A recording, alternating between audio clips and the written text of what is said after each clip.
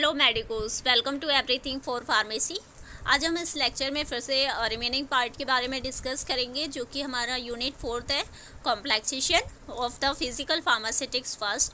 आज हम देखेंगे मोनोमोलिकुलर इंक्लूजन कॉम्प्लेक्स की कुछ एप्लीकेशंस रह गई थी, तो उसे डिस्कस करेंगे और बाकी कॉमन कुछ एप्लीकेशंस होंगी, उन्हें भी हमें डिस्कस करना है आज इसी लेक्चर में।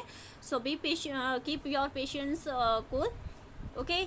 इन्हांस देखो, अब हम देखते हैं इसके कुछ एप्लीकेशंस हैं, जैसे कि फर्स्टली ये हमारी इन्हांस करती हैं सॉलिबिलिटी को, यानी कि साइक्लोडेक्स्ट्रिन बहुत ही इंपॉर्टेंट हमारा कॉम्प्लेक्स फॉर्मेशन है, जो कि हमारी सॉलिबिलिटी को भी इन्हांस करने में हेल्पफुल है। जैसे कि हमारे रेटिनोइक एसिड है, वो उसकी जो सॉलिबिलिटी है 0.5 mg है पर ml, लेकिन जब हम उसमें बीटा साइक्लोडेक्स्ट्रिन हम उसमें ऐड कर देंगे, कॉम्प्लेक्सेशन होने की वजह से उसकी सॉलिबिलिटी कितनी हो जाती है 160 mg पर ml। कितने ज़्यादा ही, मतलब कि हम काउंट भी नहीं कर सकते, मीन्स काउंट तो कर सकते हैं बट यहाँ पे हम देख सकते हैं इसका कितना ज़्यादा इफेक्ट हुआ है, मतलब कि कॉम्प्लेक्सेशन होने की वजह से इसकी सॉलिबिलिटी कहाँ इतनी थी और कहाँ इतनी हो गई। ओके, सो बहुत ही ज़्यादा इंपॉर्टेंट रोल प्ले करते हैं हमारे complexation. Enhance the dissolution, dissolution यानी कि जब हम कोई भी ड्रग्स लेते हैं, जैसे ही हम अपने माउथ में इंटेक करते हैं, तो पहले हमारे ड्रग्स क्या होती हैं, डिजोल्व होती है। डिजोल्यूशन होता है, यानी वो वाटर में क्या होती है, धीरे धीरे धीरे वो वेट होती हैं, फिर उसके बाद ब्रेक होती हैं, ब्रेक होने के बाद फिर एब्जॉर्प्शन होता है। तो इस तरह से हमारी ड्रग है वो वर्क करती है हमारी बॉडी में। लेकिन ये हमारे जो कॉम्प्लेक्सेशन प्रॉपर्टी है, ये भी क्या है, बहुत ही इंपॉर्टेंट है। डिजोल्यूशन रेट को बहुत ही अच्छे से मतलब कि इन्हांस कर सकती है कई बार, जैसे कि फेमोटिडीन और टोल्टामाइड, ये हमारे कुछ ड्रग्स हैं। जब ये बीटा साइक्लोडेक्स्ट्रिन के साथ कॉम्प्लेक्सेशन करते हैं, तो इनका जो डिजोल्यूशन रेट है वो बहुत ही फास्ट हो जाता है। जितना ज़्यादा डिजोल्यूशन रेट होगा, उतना जल्दी एब्जॉर्प्शन होगा, उतना जल्दी हमारी जो मेडिसिन है, ड्रग है, वो वर्क करेगी। ओके, इन्हांस द स्टेबिलिटी, हमने ये प्रीवियस लेक्चर में भी पढ़ा था कि स्टेबिलिटी को भी इन्हांस करते हैं, जैसे कि एस्पिरिन हो गया, एफेड्रिन हो गया, टेस्टोस्टेरोन। जब ये बीटा साइक्लोडेक्स्ट्रिन के साथ कॉम्प्लेक्स फॉर्मेशन करेंगे, no reaction with other functional group, और यहाँ पे फिर क्या होगा, ये किसी और ग्रुप के साथ रिएक्ट नहीं करेंगे, और इस तरह से वो हमारे क्या होता है, स्टेबल फॉर्म में होते हैं। Okay, now fourth application is the sustain release. Sustain release यानी कि कोई भी ड्रग जब हमारी बॉडी में जाती है, तो ऐसा भी नहीं होना चाहिए कि वो बहुत ही फास्टली डिज़ोल्व हो रही है और एब्जॉर्ब हो रही है, और उसका फिर कुछ 5-10 मिनट बाद ही उसका एक्शन भी ख़त्म हो जाता है। ओके, तो इस केस में भी हमारी ड्रग पूरी अच्छी तरह से काम नहीं कर पाती है। तो हम चाहते हैं कि वो धीरे धीरे ड्रग रिलीज़ होते रहे और अपना वर्क शो करे, ताकि कुछ टाइम तक पेशेंट को रिलीफ मिले। ओके, तो इस केस में भी हम हमारा जो साइक्लोडेक्स्ट्रिन है वो बहुत ही अच्छा रोल प्ले करेगा। जैसे कि इथाइलिन बीटा साइक्लोडेक्स्ट्रिन डिल्टियाजेम के साथ जब ये बॉन्डिंग करेगी, कॉम्प्लेक्सेशन करेगी, तो क्या होगा, वहाँ पे सस्टेन रिलीज होने लगेगा उस ड्रग का। ओके, अब हमारी कुछ कॉमन एप्लीकेशंस जो बहुत ही इंपॉर्टेंट हैं, अभी हमने जैसा कि पढ़ा, ये फिजिकल स्टेट को भी इम्प्रूव कर सकती हैं। वॉलेटिलिटी, कई बार कुछ ऐसे हमारे सब्सटेंस होंगे जो बहुत ही हाई वॉलेटाइल होंगे, तो उसकी वॉलेटिलिटी को भी क्या कर सकते हैं, कम भी कर सकते हैं, ज़्यादा भी कर सकते हैं कुछ कॉम्प्लेक्स। ओके, ये डिपेंड करता है कि किस तरह का कॉम्प्लेक्स फॉर्मेशन होता है और किसके साथ होता है। सॉलिड स्टेट स्टेबिलिटी, ओके, उनकी स्टेबिलिटी को भी इन्हांस करते हैं कई बार। केमिकल स्टेबिलिटी, सॉलिबिलिटी इन्हांस करेंगे। डिजोल्यूशन, जैसा कि अभी हमने देखा, पार्टीशन कोफिशिएंट में भी बहुत ही अच्छा रोल प्ले करते हैं ये। एब्जॉर्प्शंस, बायोअवेबिलिटी, एब्जॉर्प्शन बताया मैंने, जैसे कि जब ड्रग डिज़ोल्व होगी तो वो हमारे ब्लड में एब्जॉर्ब होगी, फिर अपना एक्शन शो करेगी अपने रिसेप्टर से बाइंड होके। बायोअवेबिलिटी यानी कोई भी ड्रग कितने टाइम में कितनी एफिकेसी से वो अपना एक्शन शो कर रहा है, हमारी बॉडी में जा रहा है। ओके, तो वो हो गई हमारी बायोएबिलिटी। कई बार हमारी बायोएबिलिटी क्या होती है, उसे हमें इम्प्रूव करना होता है, तो हम कॉम्प्लेक्सेशन के हेल्प से कर सकते हैं। रिड्यूस द टॉक्सिसिटी, टॉक्सिक अगर कोई चीज़ हमारी बॉडी में टॉक्सिक चला गया है, तो कई बार ये कॉम्प्लेक्स बहुत ही फास्टली वर्क करेंगे, उस टॉक्सिक मटेरियल के साथ कॉम्प्लेक्स बनाएंगे और उसे एक्सक्रीट आउट कर देंगे। एंटीडोट की तरह हेल्प करेगा इन मेटल पॉइजनिंग। कई बार मेटल पॉइजनिंग हो जाती है, तो हम कॉम्प्लेक्सेशन ऐसे ड्रग्स इनटेक करेंगे जो जाके हमारे मेटल से कॉम्प्लेक्सेशन शो करे और अल्टीमेटली वहाँ से एक्सक्रीट हो जाए। Drug action through the metal, okay, metal poisoning यानी कि ड्रग का क्या एक्शन होगा मेटल पॉइजनिंग के केस में। एंटीबैक्टीरियल एक्टिविटीज़ भी कई बार शो करते हैं हमारे complexation. So let's see first है हमारा physical state. Physical state liquid substances equal to जैसे कि solid complex improve the process characteristic, यानी अगर कोई लिक्विड सब्सटेंस है जब हम उसका कॉम्प्लेक्सेशन करेंगे तो वो सॉलिड कॉम्प्लेक्स हो चुका होगा और वो उसकी कैरेक्टरिस्टिक्स को भी क्या करेगा इम्प्रूव करेगा। जैसे कि नाइट्रोग्लिसरीन ये हमारा बहुत ही ज़्यादा एक्सप्लोसिव होता है, जब ये क्या करेगा हमारे बीटा साइक्लोडेक्स्ट्रिन से हम इसे कॉम्प्लेक्स बनवाएंगे तो क्या होगा एक्सप्लोजिव प्रूफ कॉम्प्लेक्स हो जाएगा, यानी कि वहाँ पे वो कॉम्प्लेक्स हमारा एक्सप्लोजिव नहीं रहेगा। ओके, वोलेटिलिटी क्या है, सब्सटेंस वोलेटाइल अनप्लीजेंट, वो क्या करेंगे कॉम्प्लेक्स जब फॉर्म होगा उनकी वोलेटिलिटी कम होगी, उसका मास्क भी ऑर्डर हो जाएगा, जो ऑर्डर है वो मास्क हो चुका होगा।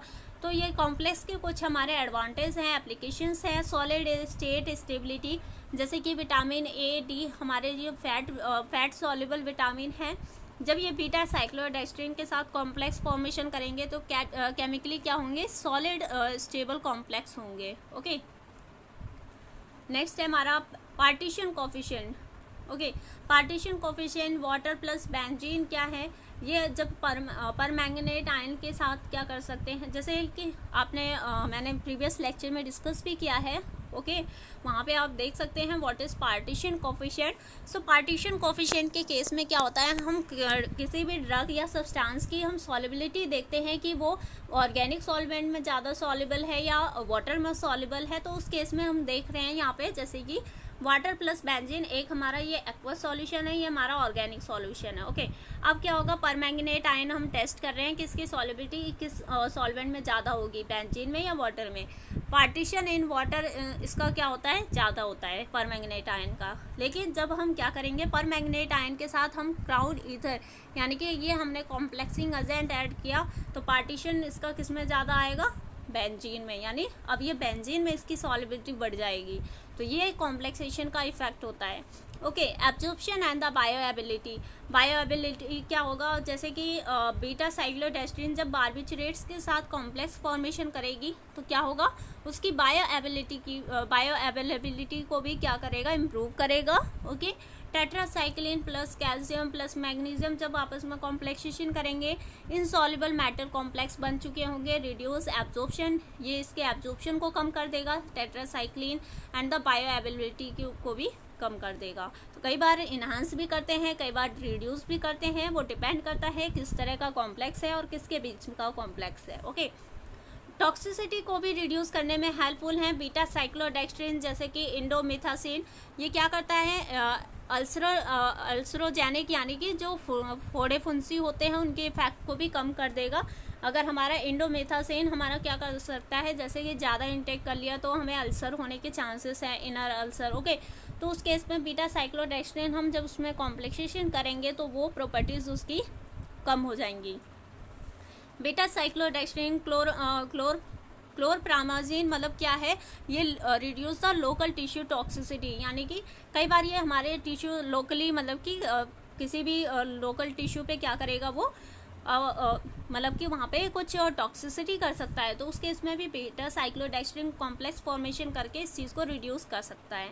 As a antidote in the metal poisoning, जैसा कि मैंने बोला एंटीडोट की तरह वर्क कर सकता है। कई बार हम मेटल इंटेक कर लेते हैं बाई चांस बाई मिस्टेक होगी, तो उस केस में हम एंटीडोट की तरह कॉम्प्लेक्स को यूज़ करते हैं, जैसे कि आर्सेनिक मरकरी, ये टॉक्सिक मेटल आयन होंगे, जब ये हमारे सल्फोनिल ग्रुप से अटैच होंगे एंजाइम के तो ये इफेक्ट नॉर्मल फंक्शनिंग यानी कि नॉर्मल फंक्शनिंग शो करने लगेंगे। Okay, dimercaprol arsenic mercury complex formation करेंगे तो ईजिली एलिमिनेट हो सकते हैं बॉडी से। डाइमर कैप्रोल हमारा क्या है, ये हमारा कॉम्प्लेक्सिंग एजेंट होगा और ये हमारे मेटल आए। Drug action through the metal poisoning, यानी ड्रग अपना भी एक्शन शो करती है क्योंकि ड्रग में हमने कहीं ना कहीं कॉम्प्लेक्सिंग एजेंट ऐड किया होगा तो मेटल पॉइजनिंग को भी रिड्यूस करेगी। 8 हाइड्रोक्सी क्विनोलिन प्लस आयरन, ये क्या करेंगे कॉम्प्लेक्स फॉर्मेशन करेंगे और एंटर द मलेरियल पैरासाइट के अंदर एंटर करेंगे, एक्युमुलेट होंगे मेटल उसमें और फिर एंटी मलेरियल एक्शन शो करेंगे। ओके, जैसे कई बार हम ड्रग लेते हैं एंटी मलेरियल ड्रग्स होते हैं हमारे, तो उस केस में हम इस तरह से भी कॉम्प्लेक्सेशन का बेनिफिट ले सकते हैं कि हमने क्या किया, हमने ऐसा ड्रग लिया जिसमें दोनों कॉम्प्लेक्स फॉर्म में है, आयरन और हाइड्रोक्सीक्विनोलिन। आयरन हमारा एक मेटल हो गया। अब जैसे ही जो हमारा मलेरिया पैरासाइट होगा हमारे ब्लड को सक करेगा, ओके, तो जैसे कि मॉस्किटोज़ होते हैं जनरली रेस्पॉन्सिबल इसके लिए, तो वो सक करेंगे ब्लड को। अब उस पैरासाइट के अंदर क्या होगा, ब्लड जाएगा, ब्लड में हमारे ये कॉम्प्लेक्स होंगे, कॉम्प्लेक्स क्या करेंगे, मेटल आयन वहाँ पे एक्यूमुलेट होना लगेगा और पॉइजनिंग होगी। अल्टीमेटली वो हमारा ड्रग कैसे वर्क कर सकता है, एंटी मलेरियल एक्शन हो करेगा। एंटी बैक्टीरियल एक्टिविटी यानी कि ये हो गया PAS क्यूप्रिक आयन के साथ कॉम्प्लेक्स बनाएगा, ओके, क्यूप्रिक कॉम्प्लेक्स जो प्लस चिलेट्स हमारे क्या करेंगे, एंटी ट्यूबरक्यूलर ड्रग की तरह एक्ट कर सकते हैं। Chelates 30 times more fat soluble, जो चिलेट्स होते हैं हमारे वो 30 टाइम्स मोर फैट सॉल्युबल होते हैं। पेनिट्रेट इनटू द सेल, ये हमारे सेल्स में पेनिट्रेट करेंगे।